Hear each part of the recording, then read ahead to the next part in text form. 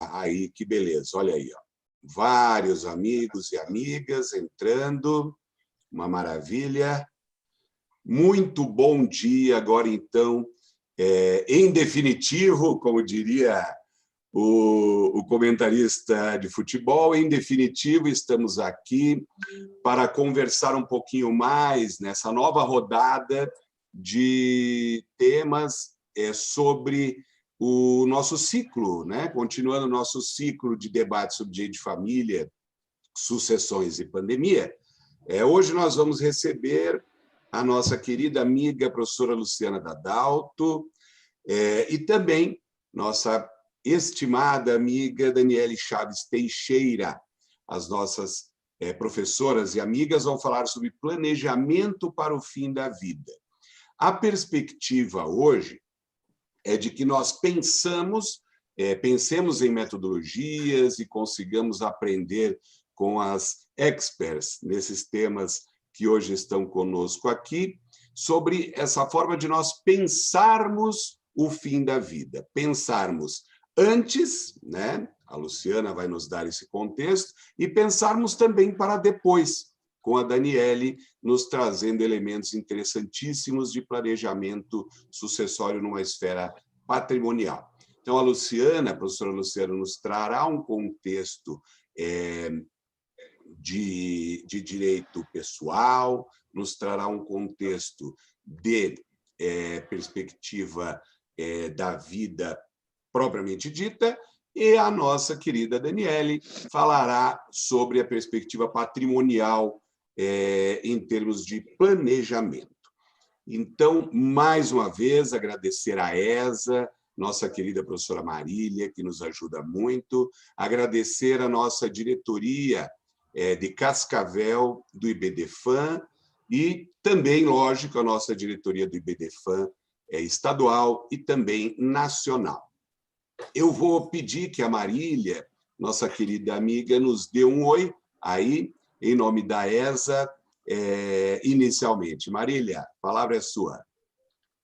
Olá, bom dia a todos. Quero realmente fazer uma saudação com muito carinho, com muita alegria, porque para a ESA OAB Paraná, de fato, é uma grande honra, né, ajudar o IBDFAM Cascavel, a nossa ESA local também em Cascavel, dois institutos, né, duas instituições que são tão pulsantes, que têm um comprometimento tão grande em entregar a melhor qualidade, os melhores eventos, e em razão disso, né, mais uma vez eu renovo aqui este momento de gratidão aqui ao professor Alexandre Barbosa, que sempre se destaca, né, em congregar aí os melhores. E hoje, realmente, nós temos um evento muito importante, uma reflexão que está na pauta do dia e que versa sobre o planejamento para o fim da vida. E acho que não poderíamos, de fato, ter nomes melhores, né? E acho que essa perspectiva de falar do preventivo e também, né, de alguma maneira, do que fazer quando a questão já estiver posta, vai nos trazer ensinamentos completos, vai nos trazer aí a melhor abordagem. Então, de fato, temos dois marcos teóricos aqui, sem dúvida, a professora Luciana Dadalto e a professora Daniele Chaves Teixeira são as experts no assunto. A professora Luciana Dadalto realmente é a detentora, né, do grande conhecimento aí mais apurado, mais afinado no que toca a parte do testamento vital, das diretivas antecipadas de vontade. Eu sempre gosto de dizer que a Luciana, né, para quem não sabe, ela foi tão a fundo que ela fez até o seu doutorado na medicina, né, para justamente assim, acompanhar. A Luciana andou nas ambulâncias, ela vivenciou o que é estar numa UTI, como esses pacientes reagem, o que eles falam nos seus últimos momentos, qual é o drama dos familiares. Então, são realmente pessoas que estão aqui conosco, que mais do que um conhecimento, às vezes, teórico, têm o conhecimento prático, realmente militam na área, né? E a professora Daniele Chaves Teixeira é a nossa coordenadora da obra paradigmática Arquitetura do Planejamento Sucessório, dedicou a sua tese à análise do tema, uma tese absolutamente esgotada aí já no Brasil, e tem sido realmente uma grande multiplicadora desse conhecimento. né? E eu acredito, assim, que a Luciana e a Daniela, elas têm esse mérito de falar de um assunto que é um tabu, que ninguém quer falar, que o brasileiro muitas vezes não está preparado, que é quase que uma contracultura, esse movimento tão bonito que elas fazem, né? Então, hoje, antes de começar aqui o nosso o webinar aqui, eu separei aqui, o Sêneca estava lendo aqui sobre a questão da brevidade da vida, e quero dizer a todos que, de fato, o direito precisa refletir sobre essas questões, ele precisa, de fato, trazer soluções idôneas para a sociedade, e ninguém melhor que a nossa querida professora Lígia Coppi, que também se dedicou tanto a esse estudo, né, que tem feito aí uma carreira acadêmica belíssima, apesar da sua pouca idade, apesar da sua jovialidade, para extrair aqui os questionamentos mais instigantes das nossas palestrantes. Então, sem mais delongas, eu devolvo aqui a palavra para o professor Alexandre Barbosa e desejo a todos um excelente evento. Quero também, me permita uma última palavra, quero também incentivar que todos mandem aqui as suas perguntas, nós estamos já fazendo o mapeamento disso, tanto através do Zoom, quanto os colegas que se sentem mais à vontade também por assistir no YouTube, já estamos mapeando tudo isso e absolutamente abertos aqui para fazer essa ponte dos questionamentos. Muito obrigada. Agradeço, professora Marília, por essas palavras iniciais. Cumprimento aqui a professora Luciana Chemin, que acaba de entrar, representando a nossa ESA Cascavel. Cumprimentar, lógico, também a minha companheira de mediação hoje, a professora Lígia. Repito, todos os demais diretores, tanto do IBDFAN como da ESA, que aqui estão. Mais uma vez e sempre agradecer a professora Luciana Dadalto, a professora Daniele Chaves, e sem delongas eu já vou apresentar um breve currículo que me foi passado da professora Luciana Dadalto, que é doutora em Ciências da Saúde pela Faculdade de Medicina, como bem disse a professora Marília, da Universidade Federal de Minas Gerais, mestre em Direito Privado pela PUC Minas, advogada com atuação exclusiva em Direito da Saúde, é professora universitária e administradora do portal www.testamentovital.com.br, que é a maior referência no tema no Brasil e, claro, com suas extensões de estudos, pesquisa e participação em todo o mundo. Professora Luciana, agradeço pela quinta e agradecerei por todo o nosso dia, nossa manhã, a gentileza de separar um espaço na sua concorrida agenda para conversar conosco aqui do IBDFAN Cascavel, do IBDFAN Paraná e da ESA Cascavel e Paraná também. A palavra é sua, professora Luciana, muito obrigado.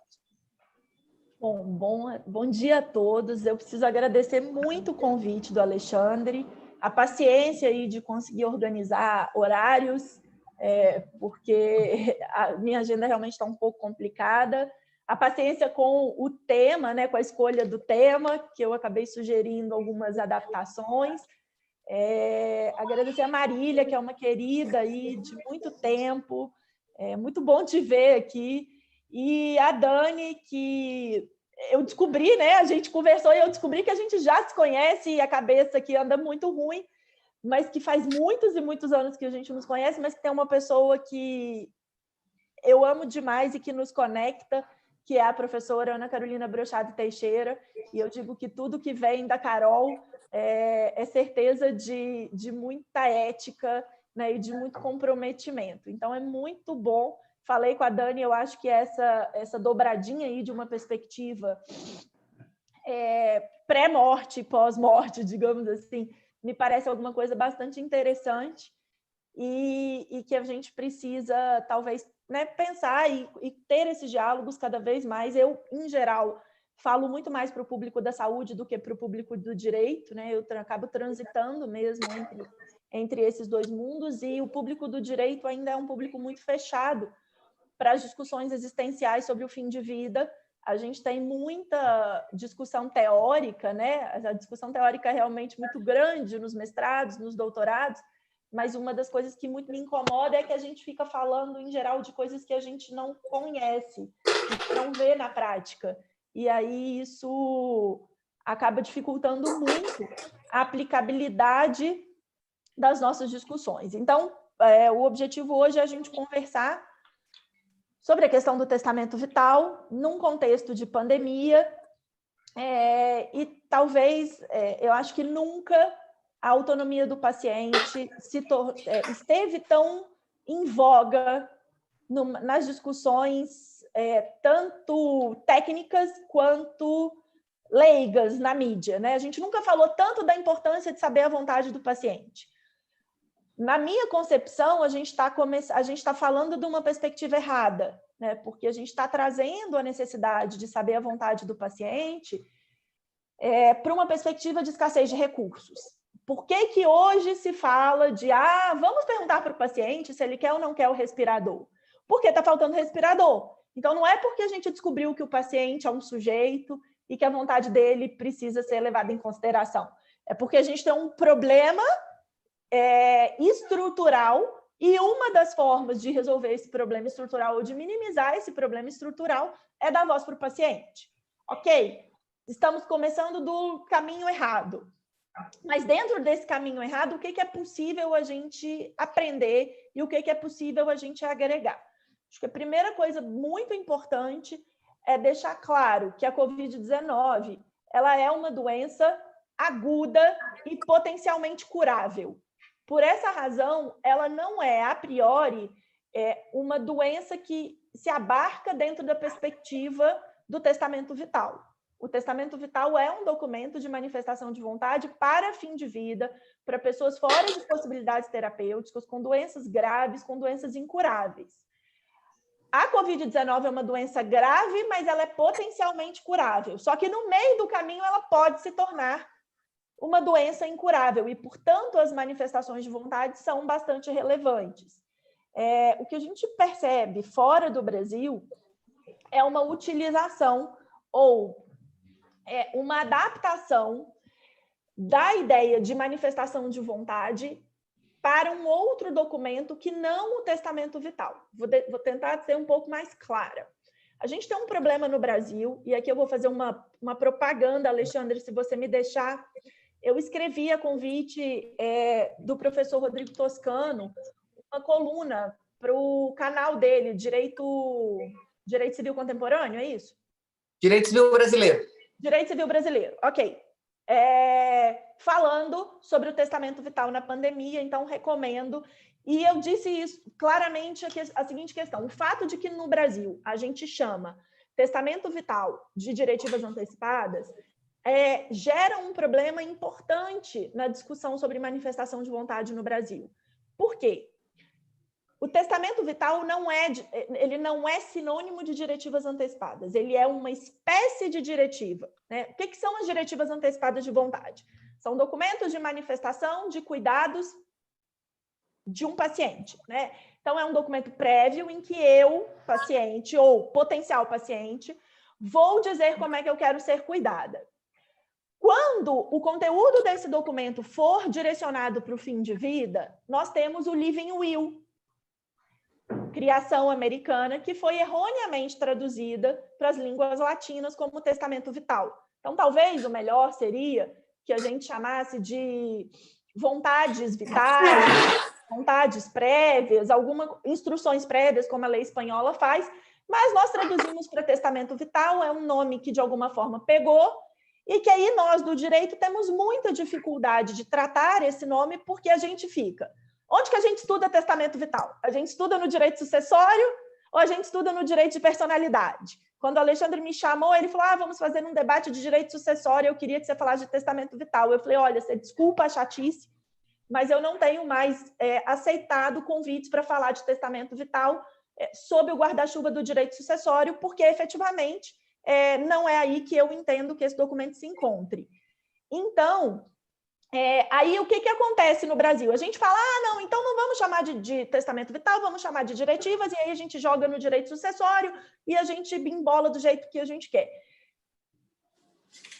Para mim, isso não funciona. E eu acho que quando a gente trata diretivas antecipadas como sinônimo de testamento vital, a gente acaba com discussões bastante importantes, como, por exemplo, o entendimento de que o plano de parto é um tipo de diretiva antecipada e que não tem absolutamente nada a ver com essas discussões sobre fim de vida. Então, acho que passou da hora da gente entender, e eu me sinto muita vontade de falar isso num público majoritariamente jurídico, passou da hora da gente entender que a gente não pode tratar essas nomenclaturas como sinônimos, e essas nomenclaturas foram tratadas como sinônimos pelo Conselho Federal de Medicina na Resolução 1995.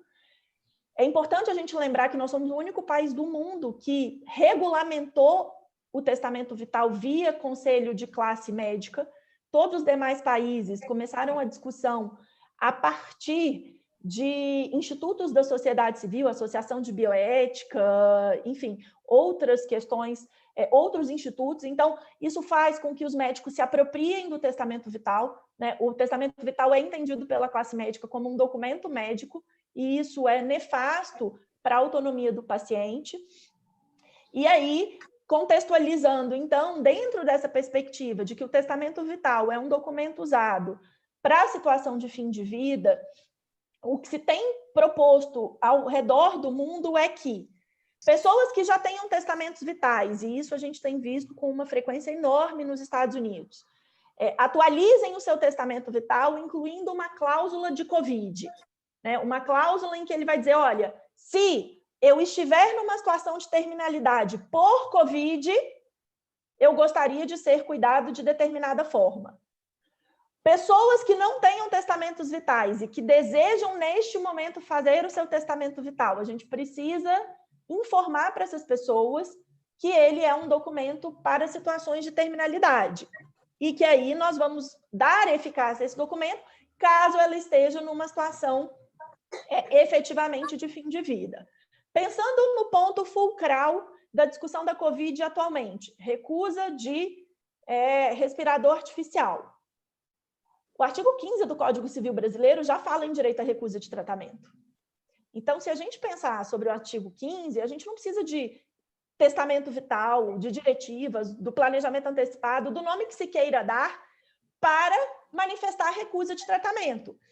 Se a gente pensar de que, Luciana, vamos fazer um documento, eu quero, né, a velha história da autonomia, eu quero fazer um documento recusando especificamente o respirador na situação de Covid. Faça um documento de recusa de tratamento. O nome desse documento não é testamento vital. O testamento vital é um documento de manifestação de vontade, portanto, ela pode ser positiva ou negativa.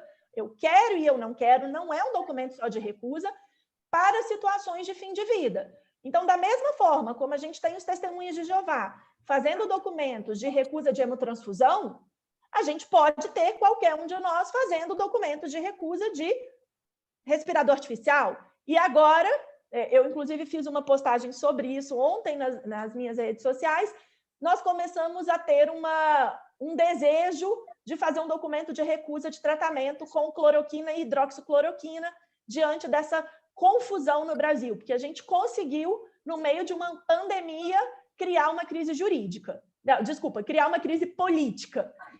Política, é porque eu fui ver, eu não posso ficar vendo o chat, eu vou olhar para o chat e perco, o meu tic-tac desconectam. Então, a gente conseguiu fazer uma crise política, a gente conseguiu politizar medicamento no Brasil, o que é assim, uma coisa completamente absurda, né? Completamente contraproducente ao tratamento e ao cuidado de todos os pacientes. Os médicos estão num sofrimento absurdo, a linha de frente está passando por situações que vocês sequer imaginam, e a gente está aqui discutindo a pílula mágica que não existe, porque, no fundo, o que acontece é que os nossos políticos querem nos dar uma esperança de que uma pílula vai resolver todas as iniquidades sociais e todos os desgovernos que eles mesmos têm feito no nosso país. Então, a gente tem que tomar muito cuidado com o que a gente defende. A nossa posição jurídica é extremamente importante nesse cenário. E, sim, nós estamos diante de uma doença grave que, como toda doença grave, ameaça a vida. Mas a Covid é uma doença aguda, potencialmente curável. A gente não tem uma taxa de 100% de mortalidade na Covid. Diferente, por exemplo, da esclerose lateral amiotrófica, que é uma doença com 100% de mortalidade. Então, a gente precisa entender que nós estamos partindo de estados clínicos diferentes, nós estamos partindo de doenças diferentes. E, portanto, a gente precisa pegar o que a Covid tem de importante para a gente enquanto sociedade, e a importância ela contou para a sociedade que nós somos mortais. Nós não tínhamos descoberto isso até o presente momento. Todo mundo estava vivendo achando que ia viver para sempre, que era imortal. E aí, um vírus que a gente não vê, de repente diz para a gente, você pode morrer. A gente sempre soube que a gente podia morrer. A gente só fingia que não sabia dessa informação, né? E aí, diante dessa situação, vamos correr para fazer os nossos documentos, vamos correr para planejar a nossa sucessão, vamos correr para planejar os nossos cuidados. Uma coisa que eu percebo, eu queria contar para vocês um caso que eu tive como consultora de testamento vital muito interessante. Já tem alguns anos, eu recebi uma fisioterapeuta aqui de Belo Horizonte me pedindo ajuda, dizendo que o pai, que nunca tinha tido nenhuma doença, nunca tinha sido internado, nada, ia precisar fazer uma cirurgia cardíaca. A colocação de um stent era uma cirurgia minimamente invasiva, mas ele ficou em pânico com a possibilidade ou com a necessidade, e ele descobriu que ele podia morrer. Literalmente, foi isso. Ele falou com a filha dele, minha filha, eu descobri que eu posso morrer.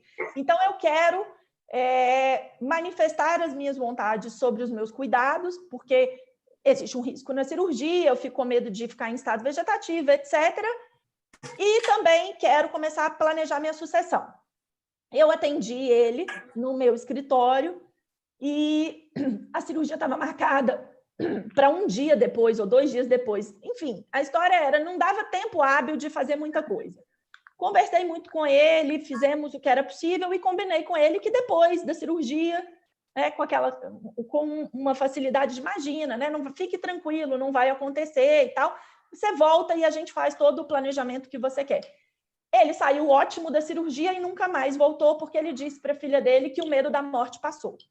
Então, assim, a gente parece que tem uma coisa de quando a morte é iminente, a gente quer pensar sobre ela. Quando ela parece um pouco mais longe, a gente fala, não vai acontecer, então eu não preciso pensar.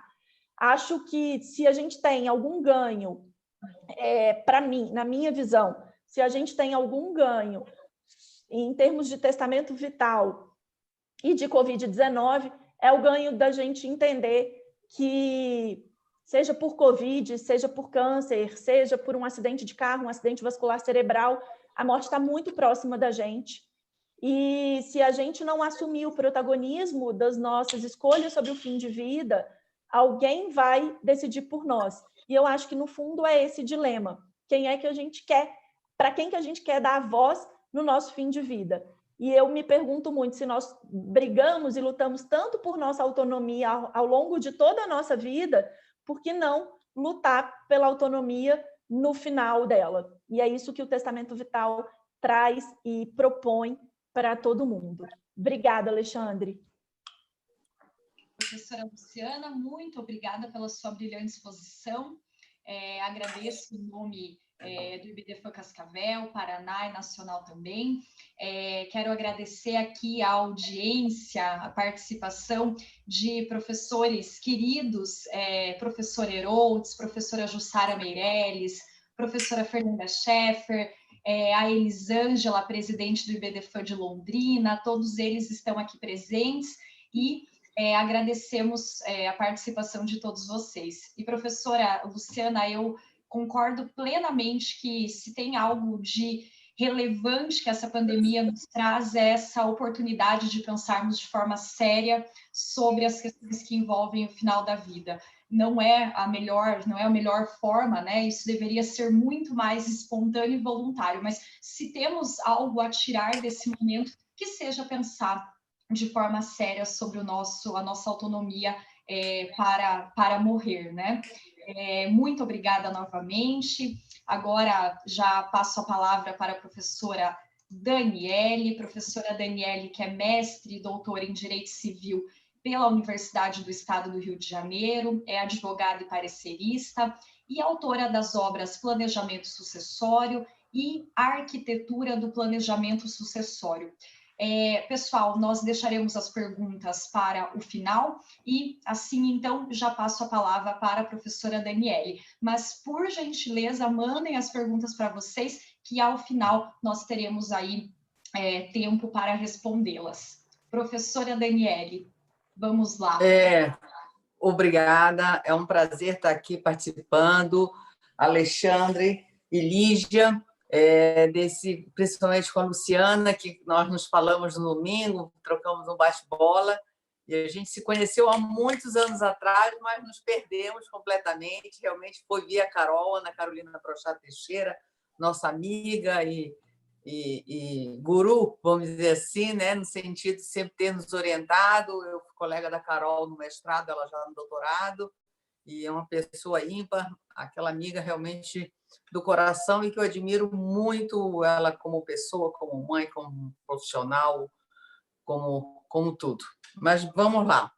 Bem, queria também dar um abraço para a Marília, que também deu essas palavras antes. A Marília propiciou também um evento super interessante da ESA na OAB, aí do Paraná, em Curitiba. Nós fizemos um evento lá, imenso, o lançamento do livro, o dia inteiro sobre arquitetura do planejamento sucessório. E aí eu já começo também concordando com a Luciana, né? Eu acho que 2 pontos na fala dela me chamaram a atenção. Alguns termos que o direito importa erradamente, como seja o testamento vital ou como herança digital, eu acho que são terminologias, nomenclaturas inadequadas, principalmente, às vezes, dá uma falsa ideia do tema. Mas concordando também com ela, no sentido que o brasileiro, nós não temos a cultura do... Só para eu não me perder, como é que estamos de tempo, que horas são, e só para eu poder ter uma noção. Tudo bem, Daniele, pode ficar à vontade, nós vamos até Mas que horas são, só para eu ter então, uma noção? Agora são 11 horas, então você tem 20 minutos e até mais se desejar para falar. Então, concordando com a professora Luciana, realmente o brasileiro não tem a cultura de pensar na morte, na finitude. A única certeza que nós temos na vida, mas ele não tem por hábito fazer testamento, muito pouco. Isso tem mudado, isso tem crescido. A Luciana é testemunha tanto da área, tanto que tem crescido da área dela, como também na parte do direito, vamos dizer assim, essa parte de testamentos notariais. Se você falar com os colégios notariais de São Paulo, testamento tradicional como instrumento do planejamento, como um instrumento do livro 5º que o Código Civil nos oferece. E muita gente fala assim que, com o planejamento sucessório, diminuiu a importância do testamento. E eu digo que não. E aí eu acho que a gente também tem que falar um pouco de planejamento sucessório, porque está um pouco esse boom.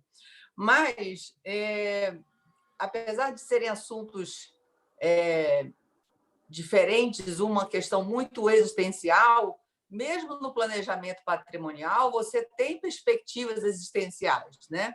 Quer dizer, você tem não só a questão da família, seja de uma visão patrimonialista, mas você, às vezes, para o planejamento sucessório ser bem feito, você tem que ter todo um cuidado. Não adianta só a vontade do autor da herança.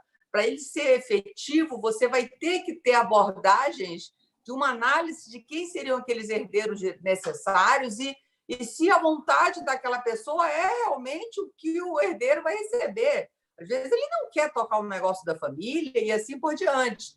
Então, muito mais do que só a vontade imperiosa do autor da herança, para ser bem feito aquele planejamento, a percepção, o próprio testamento, você pode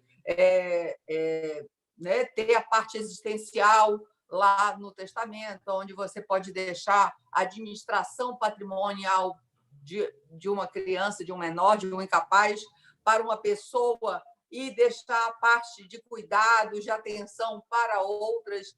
Então, eu entendo e reconheço quando a importância que a Luciana faz dessa distinção, mas concordo plenamente quando ela fala que o Covid nos trouxe mais para próximo, entrou nas nossas casas, não vai ter uma pessoa que a gente não conheça que morreu ou teve Covid. No mundo, vai ter sempre alguma referência sobre isso.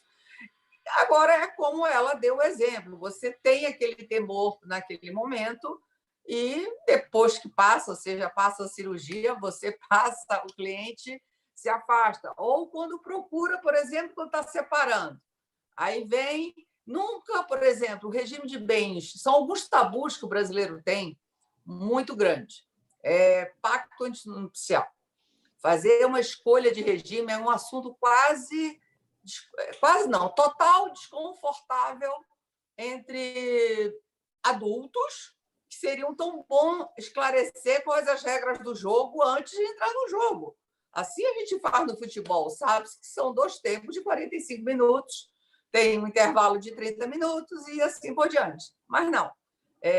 Parece que é feio falar em dinheiro, parece que é feio falar em morte. Eu tenho um amigo, o Sérgio Negra, até lá de Minas também, professor lá da Faculdade Federal de Juiz de Fora, o Sérgio que diz, não, testamento no Brasil parece de elemento ou tema de filme de série americana. Mas porque se nós formos ver nossa população, muito pouco se faz. Está crescendo? Tá. Isso eu constatei, e você vê isso na prática, todos os advogados, se você militam ali, nós estamos falando numa casa de advogados como a ESA, e todo mundo tem feito mais testamento. E temos feito também, não talvez, aí eu acho que seja porque o brasileiro, culturalmente, ele evita esse assunto, ele não gosta, é um tabu falar em dinheiro, parece que o brasileiro tem culpa, né? Falar em dinheiro, o anglicano, nesse sentido, ele fala com tanta natureza dos lucros, é uma questão ética, eles têm até orgulho da produção que eles fazem. Então, a gente tem que contextualizar um pouco esse Brasil inserido nesse mundo. Se a gente fizer um corte do mundo ocidental, nós estamos num mundo globalizado, olha aí o corona, a facilidade que nos conectou no mundo rapidamente, nós estamos num mundo fluido, né? Você não tem mais barreiras, o corona também é outro exemplo disso, que já se falava, Bauman, em estado líquido, né? E fala-se estado gasoso, e talvez aí o vírus que não tem barreiras, né, para reter mais essa fluidez. Nós estamos num mundo consumista, nós estamos num mundo tecnológico, né? Olha o exemplo aqui, nós de várias regiões do Brasil e estamos aqui podendo ter um diálogo e esse debate. Bem, esses avanços vieram e vão ficar. Até que ponto o medo da morte vai realmente converter em uma organização, seja por meio existencial, de você temer, não tive Covid, mas e aí eu acho muito importante nós, operadores do direito, e também de quem trabalha em áreas afins, porque só o direito, eu acho que isso também é uma certeza que a Lu deve ter, né, pela escolha dela de doutorado, deve ter concluído, é que só o direito ele não reflete a nossa sociedade, porque o direito ele corre atrás da sociedade para vir tutelar e regular. Então, nós somos seres sociais e nós precisamos, para um planejamento ser bem feito, você não precisa, não é só holding, não é só instrumentos, trust, não é só offshore, não é blindagem patrimonial. Planejamento sucessório nada mais é que uma organização de patrimônio para a transmissão de seus bens. Mas você precisa de diálogos com os notários, você precisa de um excelente diálogo com a contabilidade, você precisa de um excelente diálogo da psicologia hoje em dia. Isso é fato, é concreto, na experiência.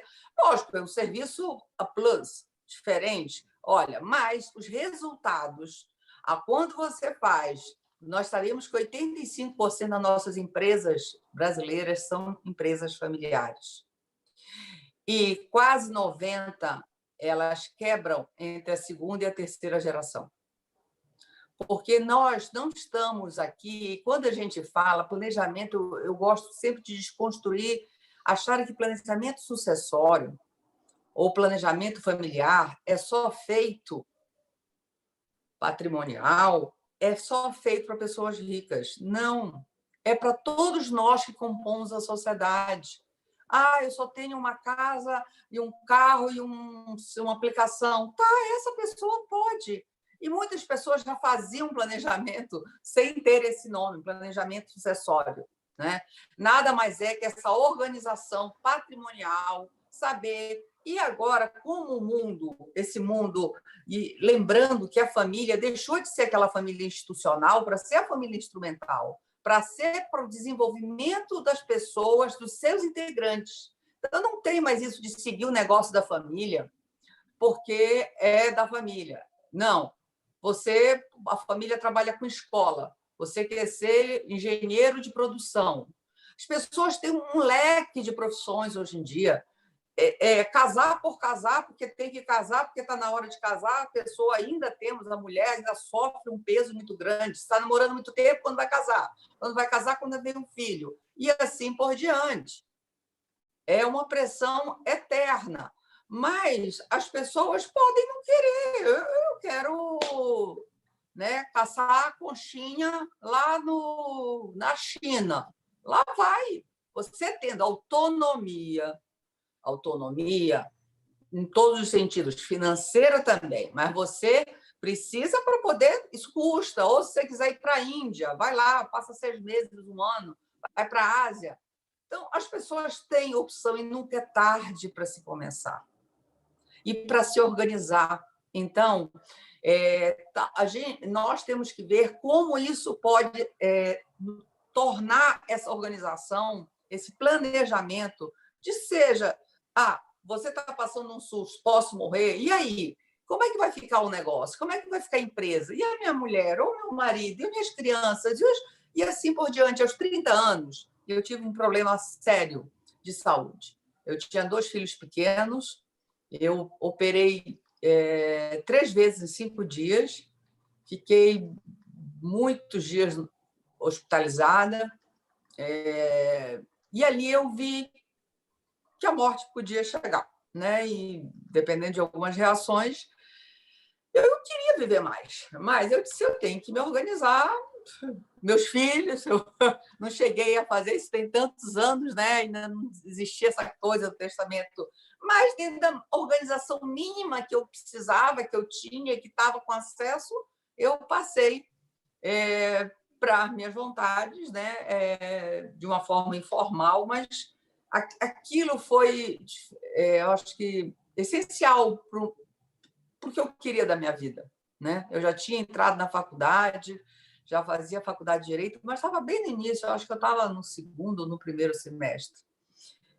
Mas aquilo, eu quero isso, eu quero estudar, eu quero um mestrado, eu quero um doutorado, eu tinha que fazer uma diferença, porque eu, bem mais velha, me formei bem mais velha, e aí eu fui, aí a academia morde a gente, né?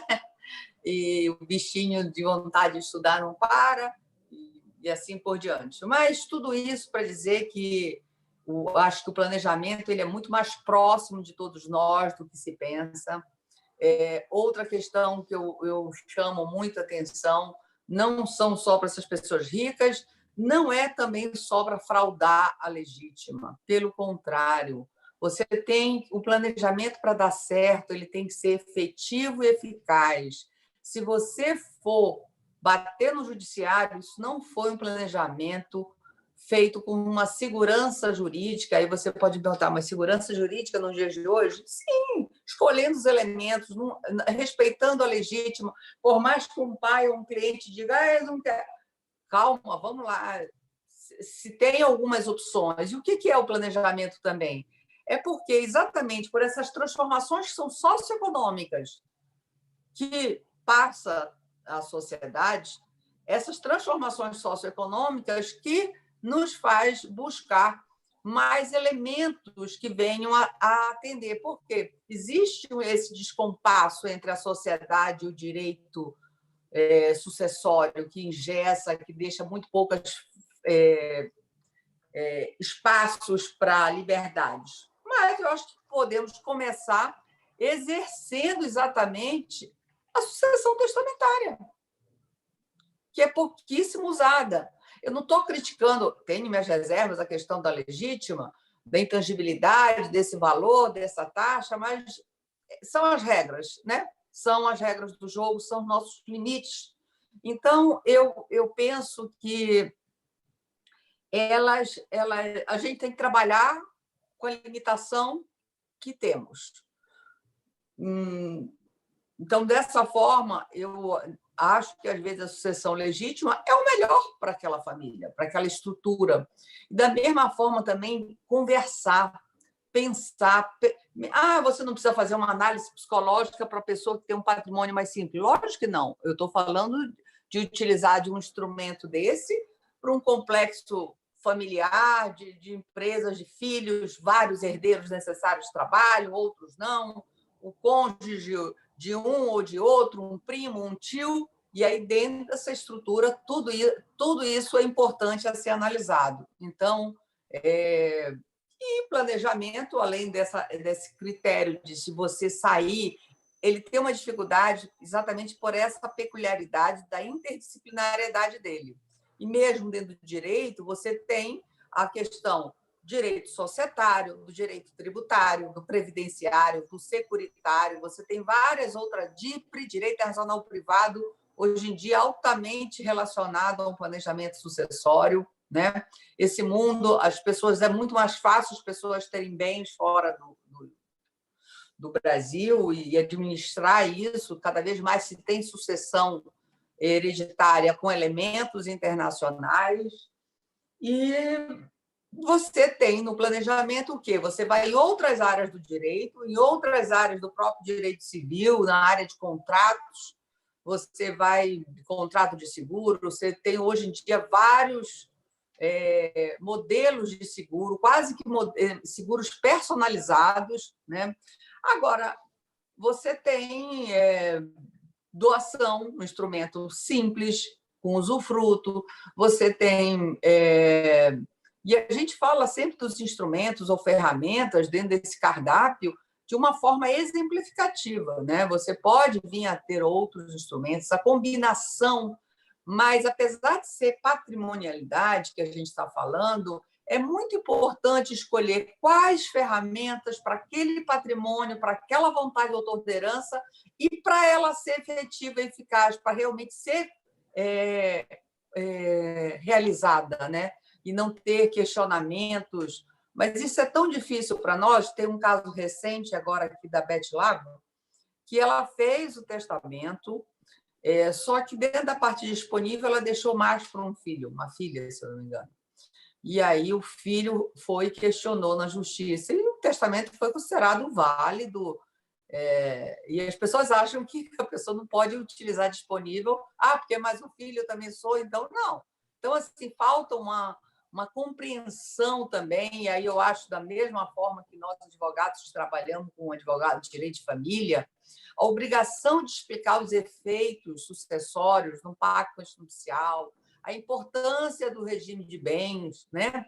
Então, são vários, quase uma coxa de retalho para você vir, você não precisa fazer um planejamento de uma vez só, você pode fazer por etapas, né?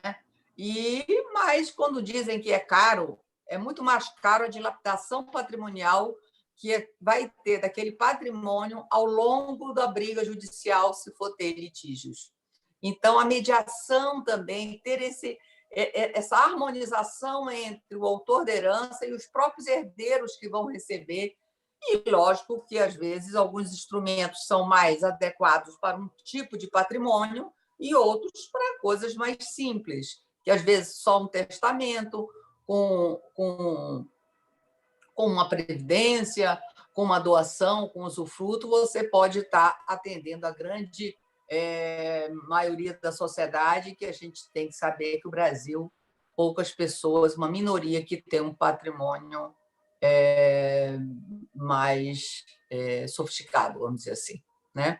Eu acho que dentro de um panorama era o que eu queria passar aqui para vocês e estou aberta aí a perguntas, a interações e por diante.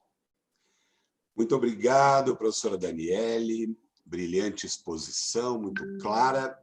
Muito obrigado também à professora Luciana, antes, pela excelente fala, que concordo com 100%.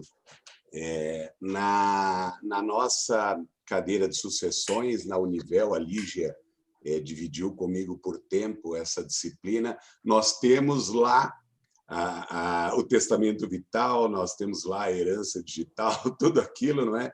Que a Dani falou, dessas importações muitas vezes equivocadas, termos que acabam por ser compreendidos pela população em geral e pelos lidadores do direito também, de forma confusa. Mas é exatamente por isso que nós queremos sempre trazer à luz essas lições tão importantes dessas queridas professoras e amigas que são, como bem disse a Marília, são as donas do tema no nosso país, são aquelas que, de uma maneira mais aprofundada, estudaram tudo isso e aqui nos apresentam deliciosas, muito agradáveis e competentes lições. Nós temos algumas perguntas que estão sendo direcionadas aqui para mim, diretamente, para a professora Marília, a professora Lígia, estamos cuidando aí dessas perguntas. E algumas pessoas, professora Luciana e professora Daniele, têm perguntado assim, como que tem acontecido tanto essas diretivas que a professora Luciana trata, como esse planejamento que a doutora Daniele também nos trouxe. Como que isso tem acontecido efetivamente? Ou seja, a realidade do dia a dia, a realidade de vida das pessoas. As professoras poderiam, para atender essas nossas indagações, colocar algum exemplo específico, alguma coisa que mostre como essas situações têm se verificado no espaço e no tempo mesmo em que vivemos, de uma forma bastante prática. Acho que começamos pela ordem inicial, pela professora Luciana, e depois a professora Dani nos atende para esclarecer a esses nossos amigos e amigas que talvez nunca tenham visto algo dessa natureza acontecer, né? E desejam saber de uma forma bastante prática. Então, bom, parabenizar a Dani aí, adorei. Obrigada pela exposição, aprendi muito com você. Então, o testamento vital já é uma realidade brasileira, né? Enquanto a gente não tem lei, a gente não tem muitas discussões, nós do direito não entendemos muito bem onde é que ele está, mas as pessoas estão fazendo. A gente tem, nos últimos 8 anos, um aumento de mais de 700% na lavratura de escritura pública de testamento vital no Brasil. Não tem forma prescrita em lei, porque a gente não tem lei, então a forma é livre, mas como é um documento, ele precisa ser escrito. Não tem necessidade de lavratura de escritura pública, mas eu sempre recomendo, porque a escritura pública ela dá mais força para o documento, né? Existe fé pública do tabelião. E aí a pessoa vai fazer, da forma como ela entender melhor. Eu sempre, né, eu falo que existem alguns passos importantes para o testamento vital, e o primeiro deles é você ter uma conversa com o médico, ter um médico de confiança, porque o leigo, em geral, conhece muito pouco sobre os tratamentos, né? Então, como é que a gente vai dizer se a gente quer ou não quer ser entubada, se quer ou não quer receber traqueostomia, se a gente não conhece essas informações? Então, ter um médico de confiança, um médico que entenda a importância desses documentos, e aí eu acho que essa informação é relevante, porque eu conheço, por exemplo, pessoas que foram ao médico e o médico respondeu, disse, imagina, que bobagem, você não precisa disso.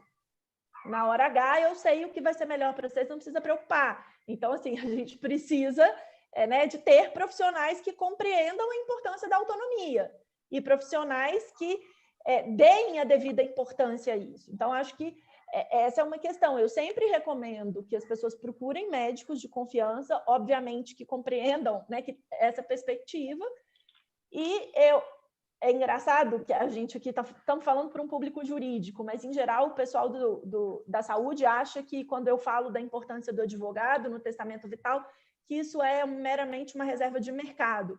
Mas a gente está num país em que não existe lei específica, em que as pessoas escrevem o que bem entenderem nesses documentos. Vocês não imaginam o nível de loucuras que aparecem nesses documentos, e que a gente sabe que acabam, eventualmente, não sendo cumpridos na prática. Então, acho que a importância de um advogado no auxílio de um testamento vital realmente para ajudar a pessoa a entender o que das vontades dela pode se aplicar ao ordenamento jurídico vigente.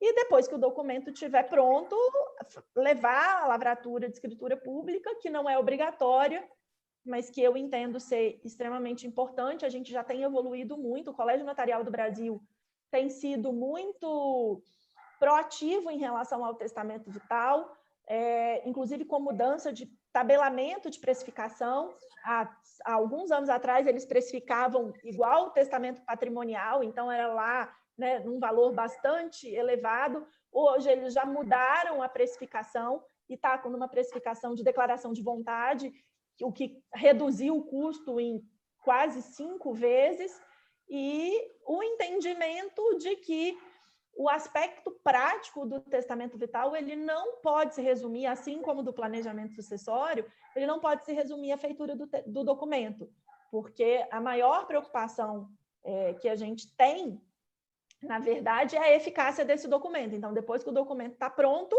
eu preciso dizer para alguém que eu fiz, eu preciso conseguir que as pessoas da minha confiança entendam a importância desse documento, porque, afinal de contas, a possibilidade é de que, quando a gente precisar do testamento vital, a gente esteja sem autonomia e, portanto, a gente não consiga apresentar para o médico. E aí eu preciso de alguém que faça essa apresentação. No mundo ideal, a gente deveria ter uma central de testamentos vitais, a exemplo do que já ocorre em Portugal, por exemplo, mas nós estamos muito longe disso no Brasil ainda. Então, a gente precisa... O trabalho é de formiguinha e é de sensibilização dos nossos parentes, dos nossos amigos, de que nós temos as nossas vontades e que nós ficaríamos muito felizes que elas fossem respeitadas. Isso aí, professora Luciana, muito obrigado. Professora Daniele, situações práticas, questões que a doutora tem acompanhado aí no dia a dia, para dar uma contextualização bem realística para os nossos participantes. Olha, uma coisa eu posso dizer, que, infelizmente, não tem fórmula para planejamento sucessório, porque nós vamos ter algumas variáveis. Então, assim, vamos lá, botar isso de uma forma mais... Eu não tenho... Para fazer um planejamento sucessório, o que você precisa? Você precisa também qualificar essa pessoa. Qualificar de que forma? Como essa pessoa se apresenta na sociedade? Qual é o estado civil dela? É solteira? É casado? Que regime de bens? É companheiro? Tem algum pacto social?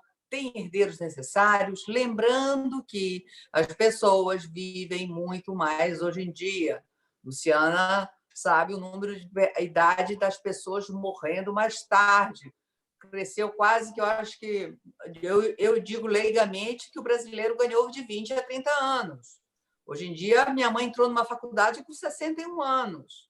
Então, aquela pessoa de 50 anos, que era considerada quase idosa, 60 já estava velha, 70 morto.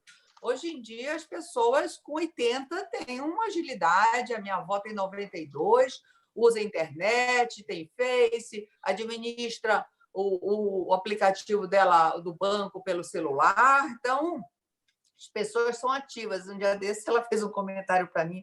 Aí eu falei, que tal, vó? Viu a live do Roberto Carlos, agora dia das mães? Ela disse, eu vi, minha filha, mas nossa, como ele está velho. Aí ela parou e riu, porque ela tem 92 anos, mas você vê que o espírito da pessoa é um espírito, né, ainda ativo. Ela ganhou outra vida com o celular, com o WhatsApp, ela sabe da família inteira, ela posta no Instagram.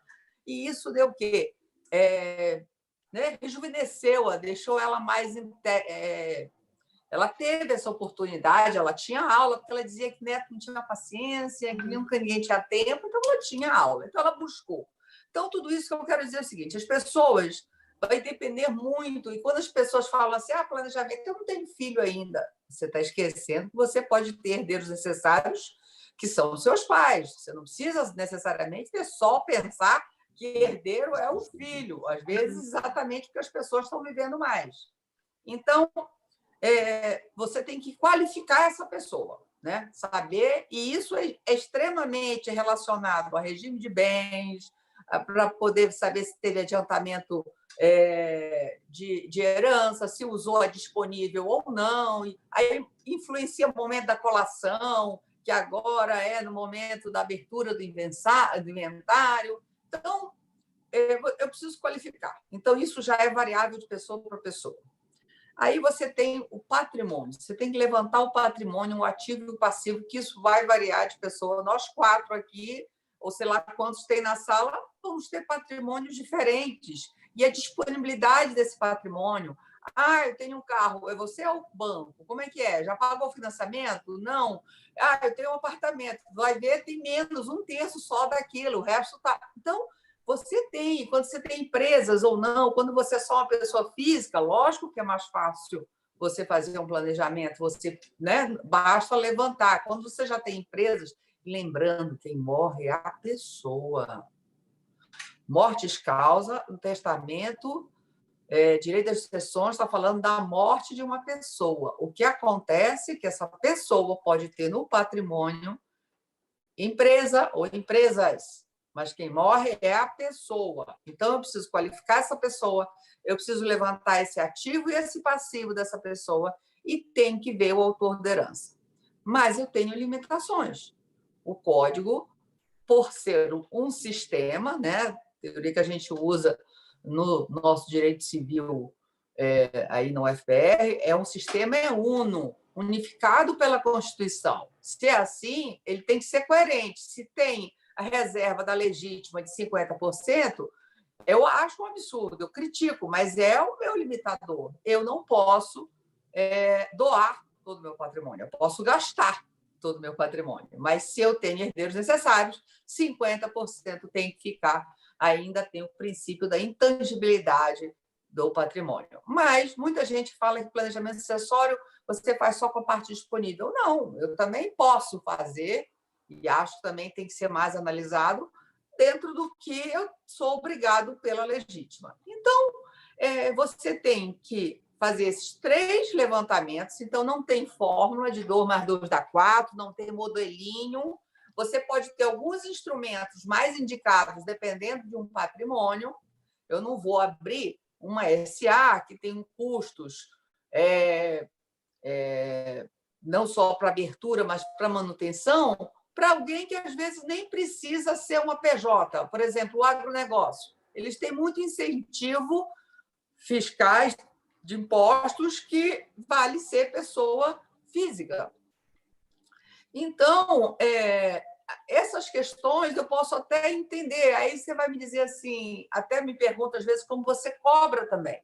Então, depende muito. Você tem um inventário, por exemplo, um dia desses cheguei para fazer um inventário só de direitos autorais. Não tinha um bem material, era um bem corpóreo, né? Era a pessoa, já tinha falecido, nem sabia, uma gravadora precisando da autorização dos herdeiros e ela morreu passando necessidade em Recife, né? Então, assim, não tem como eu dizer. O que eu posso dar é alguns passos e orientação. Não faça um testamento, por mais boas relações que você tem que ter com o cartorário, mas você precisa do advogado para estar orientando, desde o testamento, algumas cláusulas, porque aí você também junta com a vontade do autor da herança. Então, se eu já tenho essas 3 variáveis, mais os limites, eu não... O que tem que se fazer é procurar, pensou agora, o Covid, né? Procurar um advogado que trabalha. Um societário, que tipo de advogado? Não, vai no advogado que você trabalha, de confiança. Eu acho que o planejamento também interage muito essa questão das parcerias entre os escritórios, porque é muito difícil você ter um domínio total só numa área. Então, por exemplo, escritórios de família, sucessões, você vai e faz uma parceria com o escritório que tem de societário, sentam-se ali. Você não precisa só fazer planejamento em escritórios grandes, corporativos, que às vezes não atendem pessoa física, só atendem PJ, e muitas vezes, e aí de lá vem um societário, vem um tributarista. Não, você pode fazer esse mesmo diálogo entre os escritórios, parcerias. Então, isso é uma coisa legal na advocacia, eu acho que também. Agora, ver o que, acima de tudo, qualificar essa pessoa, ver o que ele tem de patrimônio, o que está regularizado ou não. Às vezes, terrenos precisa ter, porque você não vai fazer um planejamento, e aí as pessoas também perguntam, mas aí aparece um outro filho, e se eu mudar o testamento, e você ia ter que mudar? Então, é organizável, olha, você é assim, você tem esses herdeiros necessários, você tem isso de patrimônio, pegar o imposto de renda, e é muito como uma partilha de um divórcio, de uma união estável, e aí também ver a parte, o que está, né, se tem coisa fora, o que tem que ser regularizado. Às vezes tem pessoas, tem empresas que não querem sair do simples, tem empresas em nome do filho já, e aí tudo aquilo compõe um patrimônio. Então, você tem que ter, agora, acima de tudo, é ter a vontade, né, Luciana? Sem a vontade da pessoa, eu quero organizar a minha vida nesse sentido, agora, casos práticos vão ter muitos, mas E muitas vezes as pessoas também não chegam para fazer o planejamento sucessório. Ele vem, às vezes, para escolher um regime de bens para uma segunda núpcias. Aí você já fala, tá, separação total de bens. Porque nós não temos hoje, né, Alexandre, um regime que você não comunique na parte sucessória em maior ou menor grau. Até quem defende, como a Marília, a não comunicabilidade dos bens entre os cônjuges é um pouco, eu acho, que não é achar que é um outro tipo de família nem nada, mas se for ver o fundamento é para você ter uma liberdade de ter um regime que não tem essa comunicabilidade. Mas eu acho, por exemplo, a união estável hoje muito insegura.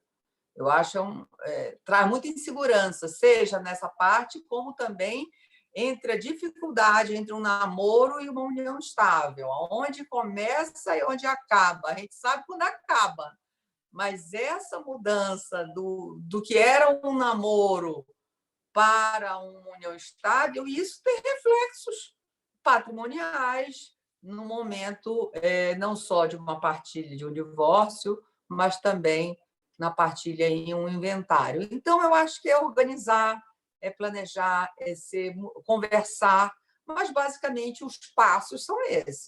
E aí, eu acho que você que está, um cliente que está fazendo até um divórcio, olha, e agora? Você está com seus filhos? O que você está pensando em relação à sua parte? Tem que trazer esse assunto, eu acho até como advogado, a obrigatoriedade de estar alertando sobre essa questão. Então, acho que temos que estar interagindo mais e questionando, levando o cliente a parar, a pensar, porque ele vai, mas normalmente já numa situação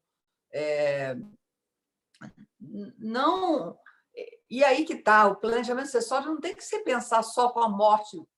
Quanto mais cedo se organizar, e quanto mais cedo você... E, lógico, ao longo do tempo, isso é outra coisa boa para a advocacia. Você pode estar dando uma assistência a toda aquela estrutura também. Não é uma coisa que entra, você faz e sai do seu escritório, né? Porque você pode ir fazendo ajustes ao longo do tempo, seja por uma legislação que alterou, como o de 2002, quem já tinha, e, de repente, o cônjuge se torna herdeiro necessário. De que forma muda isso? Agora, com o Covid, empresas podem vir a quebrar, ter problemas sérios. Isso vai alterar meu planejamento sucessório? de que forma, deixou algum desequilíbrio entre as partes. Então, mas não tem fórmula, infelizmente, a gente dá exemplos e problemáticas, né? Muito bem, doutora Daniele. Eu quero fazer, antes de passar a palavra para a professora Marília e para a professora Lígia, eu quero só agradecer aqui a presença de notáveis juristas, de grandes professores nossos, professor Valdir Grisar Filho, muito obrigado, professor, por prestigiar esse nosso momento, professor de todos nós, querido amigo. Queria cumprimentar também, mais uma vez, a Elisângela, presidente do nosso IBDFAN de Londrina, professora Fernanda Scheffer, nossa presidente da Comissão de Educação Jurídica da OAB, nos comanda nesse trabalho aqui no Paraná, a professora Karen Venazzi, a professora Priscila Barbieri, do Rio de Janeiro, querido professor Daniel Bucar, querida professora Fernanda, aliás, Paula Pereira também, e aqui do Paraná ainda a professora Fernanda Pederneiras, nossa ex-presidente, eterna presidente do IBDFAN Paraná, professora Jussara Meirelles, nossa amiga e querida professora, o também caro advogado Jonas Adalberto Pereira, que é o presidente da comissão do advogado iniciante aqui da OAB de Cascavel. Então, agradecer aos advogados iniciantes, aos jovens advogados que estão aqui conosco. E tem uma pergunta que eu quero fazer rapidinho para a professora Luciana, que vem lá de Fortaleza, da Anis Lei, ela pergunta: qual a sua opinião, professora, sobre as diretrizes feitas nos termos da Resolução 1995 no próprio prontuário do paciente? Se são são objeto de uma maior segurança, o que a professora nos fala sobre isso? E, em seguida, a professora Marília, por favor, já comanda aí com suas perguntas. Seu microfone está fechado, doutora Luciana. Alguém me mutou, não fui eu, não. Em algum momento apareceu aqui falando que me botaram no mudo. Então, a resolução do CFM, o CFM fez o que era possível, né? Ele não podia legislar e determinar registro em cartório. Então, dentro da competência do Conselho Federal de Medicina, ele estabeleceu que os documentos, as vontades que forem manifestadas pelo paciente devem ser anotadas em prontuário.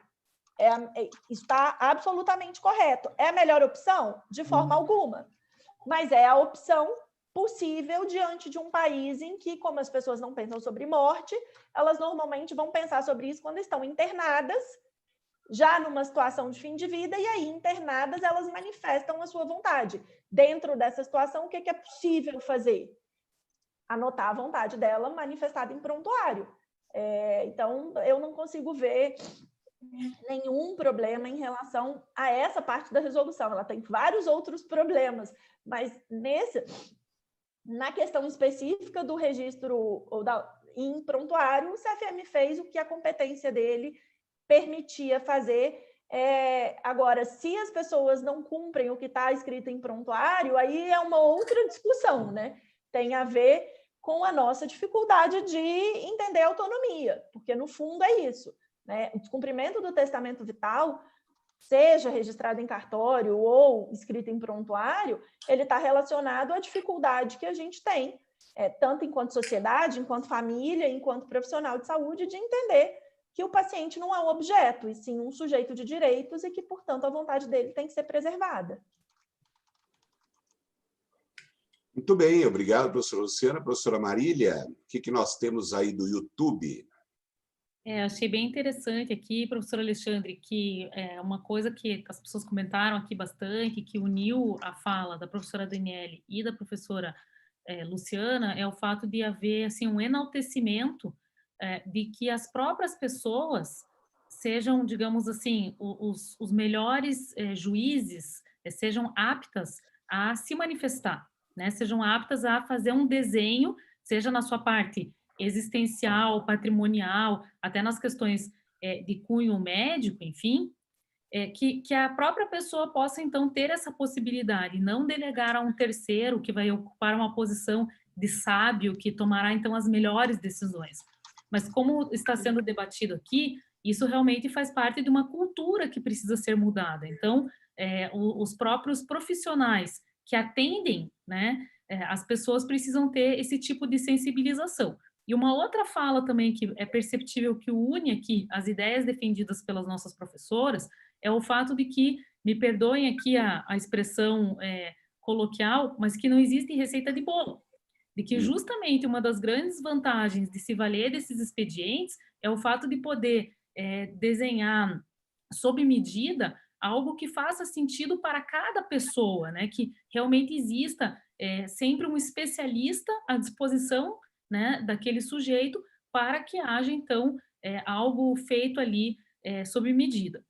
E aí vem a pergunta aqui dos nossos advogados, né? Baseado nessas duas ideias, quais são os limites? O que a professora Luciana Dadalto entende que não é possível, né, nessa seara de autodeterminação, vamos dizer assim, a grosso modo, né? O que o advogado paranaense precisa entender que é uma fronteira que não pode ser cruzada, né? Se a professora puder deixar bem claros esses limites. E também a professora Daniele Teixeira, na questão do planejamento sucessório, quais são os limites, o que não pode ser feito. Então, eu acho que esse é um ponto que uniu aqui. Eu vou aproveitar só rapidamente aqui, professor Alexandre Via, que é a presença da nossa querida Estela aqui, então eu também quero fazer uma saudação e só renovar aqui a nossa satisfação também de termos o Brasil inteiro representado. Eu falei agora há pouco a advocacia paranaense, mas nós temos aqui o Brasil inteiro. Então, de Cascavel, nós temos professora Carol, né, Boazzi, perdão, professora Luchemin, já falamos, professora Karen Venazzi, que cooptamos para Curitiba. Temos também aqui, do Rio de Janeiro, professor Daniel Bucar, professora Paula Pessoa, que já foi referenciada. Temos agora também aqui a nossa querida Micaela. Temos do Recife, professora Carla Moutinho. Do Rio Grande do Sul, Simone Tassinari. Temos aqui do Paraná o triunvirato, por assim dizer, representado, o FPR, professor Herodes Cortiano Júnior, Unicuritiba, nosso grande decano, muito carinho aqui, referenciamos o professor Valdir Guizar Filho, também a professora Fernanda Scheffer, coordenadora da pós de Direito Médico do Unicuritiba, e temos a PUC Paraná com a professora Jussara Meirelles. Então, de fato, aqui preciso fazer essa saudação especial de que estamos aqui com advogados militantes e também saudamos aqui os professores que estão mais do que nunca desafiados por este período covídico, mas estão presentes em peso e difundindo aqui suas lições. Então, passo a palavra para as nossas professoras, primeiro a professora Luciana, depois a professora Daniele. Quais são os limites, né? Se puderem esclarecer aqui esse ponto. Bom, eu te falo que da minha parte essa é uma pergunta muito difícil de responder, porque... ou muito fácil, porque para mim o limite é a lei, né? O limite é eu não posso colocar disposições que sejam contrárias à lei. Mas por que é difícil, Marília? Porque nós estamos falando de questões que não são jurídicas e que normalmente os advogados não conhecem. Então, nós estamos falando de sedação paliativa, de extubação paliativa, de administração de antibióticos em fim de vida, e essas questões são questões técnicas e que não envolvem não tem como eu dizer, trazer um rol de essas questões podem ou determinadas não podem. O que eu acho que é preciso ficar claro, e eu tenho percebido que muitos advogados têm se arvorado no testamento vital sem conhecimento. E aí a gente está produzindo verdadeiras aberrações em termos de documentos. Então, é uma situação, né? É realmente uma fronteira ou algo que é um documento que é absolutamente transdisciplinar e que, pegando um pouco a fala da Daniele, né, que ela disse sobre parcerias entre escritórios, enfim, a gente precisa entender isso. Nenhum advogado consegue fazer um testamento vital se ele não conhecer muito bem as discussões sobre cuidados em fim de vida.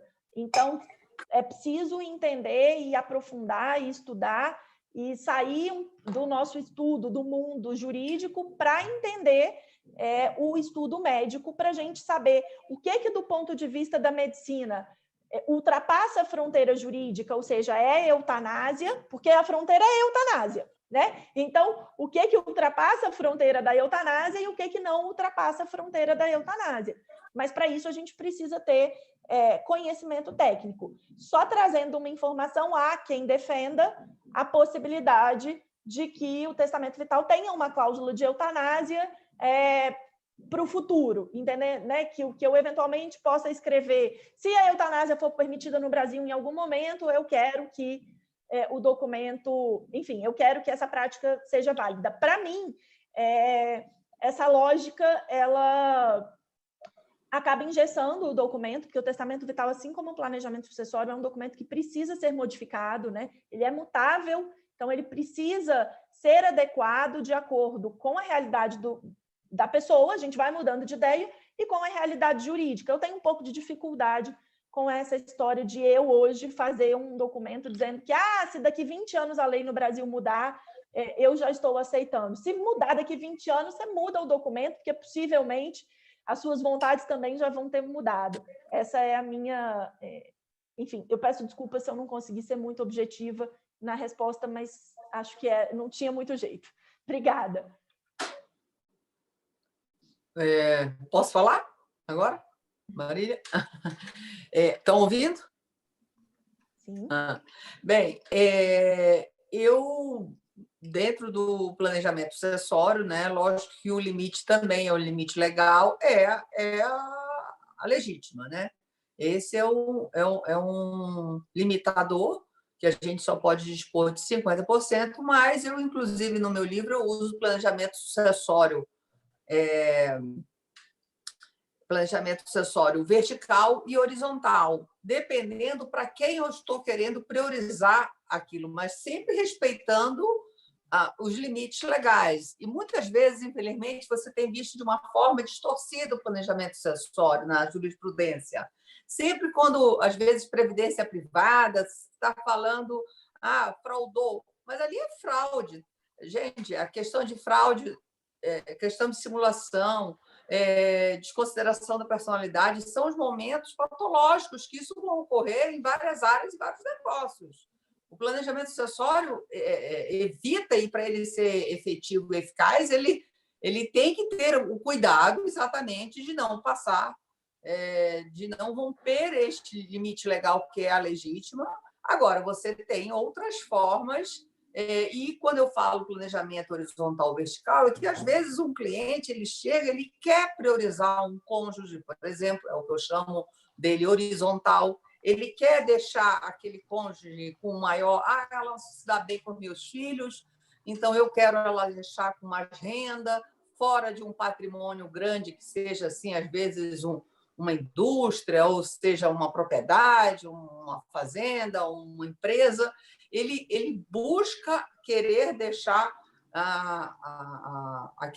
o cônjuge ou companheira ou companheiro de uma forma com maior renda, de uma forma mais desembaraçada. Como, às vezes, também, e aí é o que eu chamo de vertical, quando, num planejamento, a vontade do autor da herança é tentar deixar preservar a parte da empresa só para os filhos descendentes, no caso, se não tiver descendentes, às vezes os ascendentes, e não quer que aquilo tenha, e de uma outra forma, se for o direito e tal. Então, a fraude é o grande problema que vai ocorrer no planejamento, e isso é um tiro no pé. Vou dar um exemplo para vocês. Uma vez eu vi um grande escritório ele tendo herdeiros necessários, ele tinha um patrimônio bem robusto, vamos dizer assim, deixou todo em previdência privada para... Ele não tinha um imóvel, nada, todo em previdência privada para a companheira dele, tendo herdeiros necessários. Isso vai bater no judiciário. Não tenho dúvida disso. Foi a melhor forma?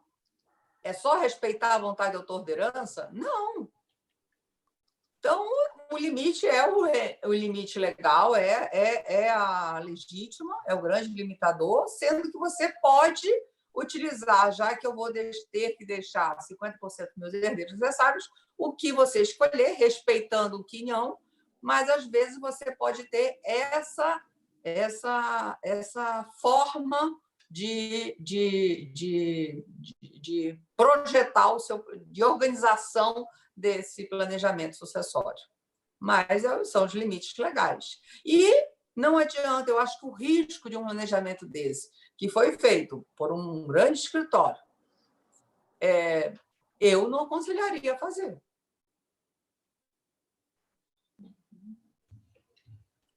Professora, e nesse sentido, a Anisley trouxe a seguinte pergunta: a senhora entende que a holding pode ser utilizada como fraude à menção em caso de ameação em caso de divórcio?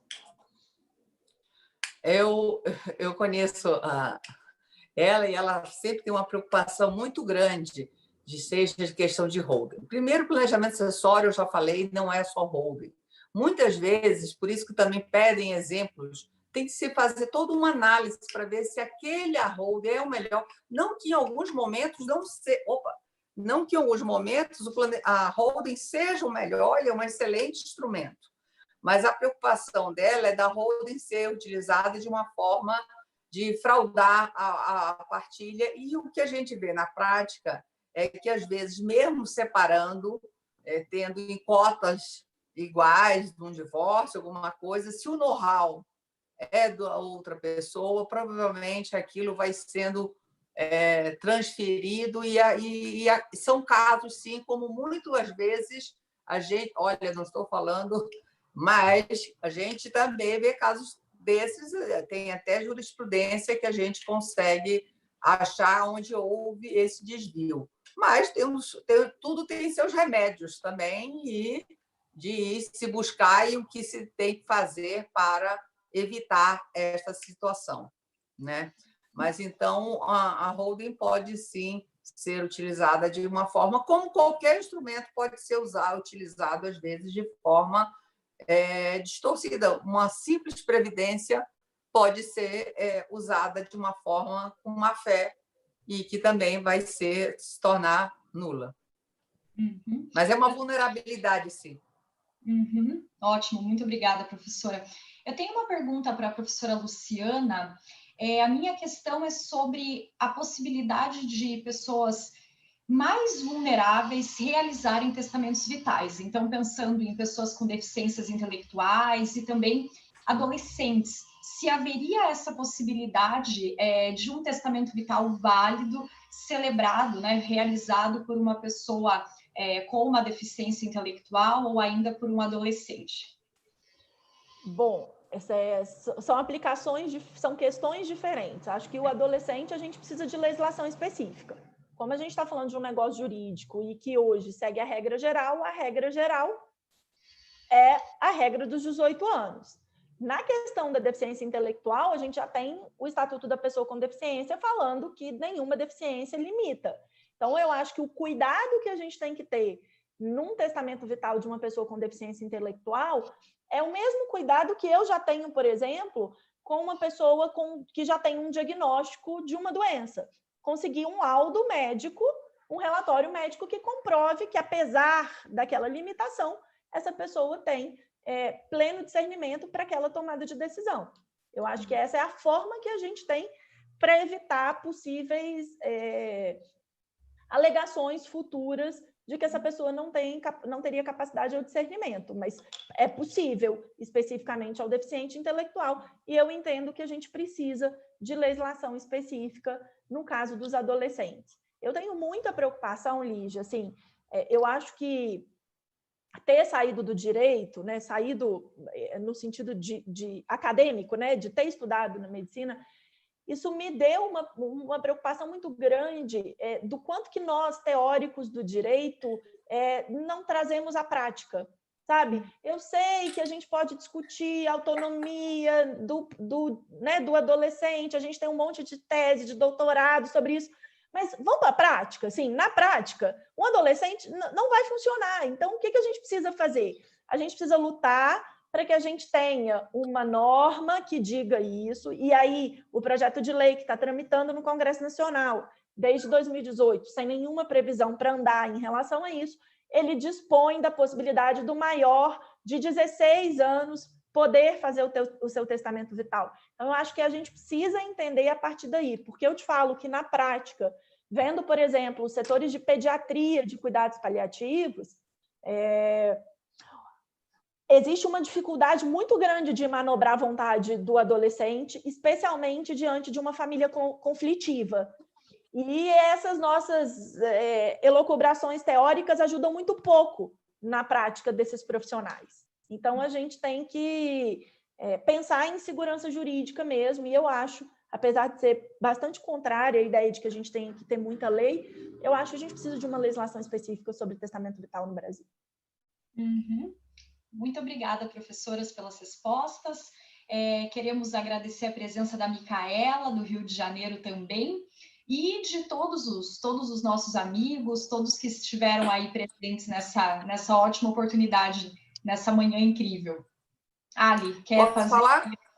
Claro, claro. Claro, Daniele, fica à vontade.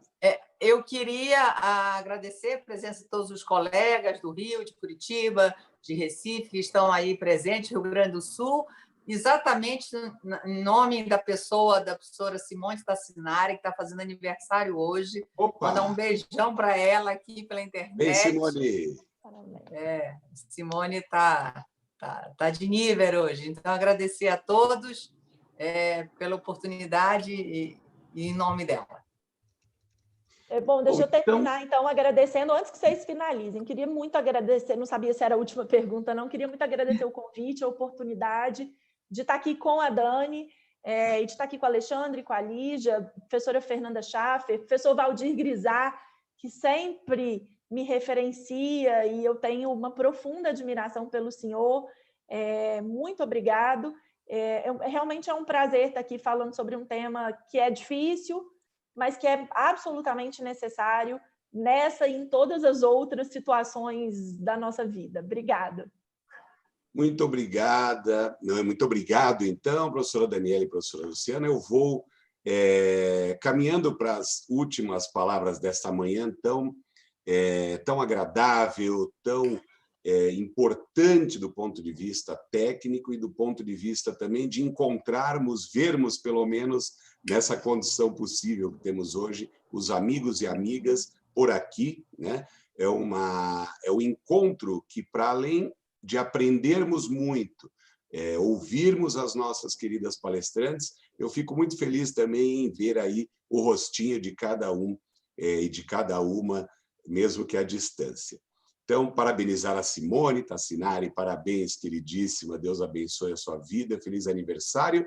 Agradecer a todos, a professora Marília pediu desculpa que teve que sair, e eu, então, encerro, porque temos todos aqui que atender aos nossos direitos fundamentais aos alimentos, né? Nosso direito fundamental aos alimentos, e, por fim, agradecer muito a professora Daniele Chaves, a professora Luciana Dadalto, por atender o nosso convite, a Lígia, por mediar junto com a gente aqui, e a cada um e a todos que participaram. Muito obrigado à minha diretoria aqui, do IBDFAM Cascavel, do IBDFAM Paraná, ESA OAB e a todos. Muito, muito obrigado. Um grande e carinhoso abraço a todos vocês. Até terça que vem, que temos mais um encontro do nosso ciclo. Desta feita, falaremos sobre sucessões e ainda vamos organizar tudo direitinho para passar para vocês nas nossas redes sociais, tá certo? Obrigado, um abraço a todos. Muito obrigada pela oportunidade. Obrigado, bom almoço a todos. Tchau. Obrigada, tchau.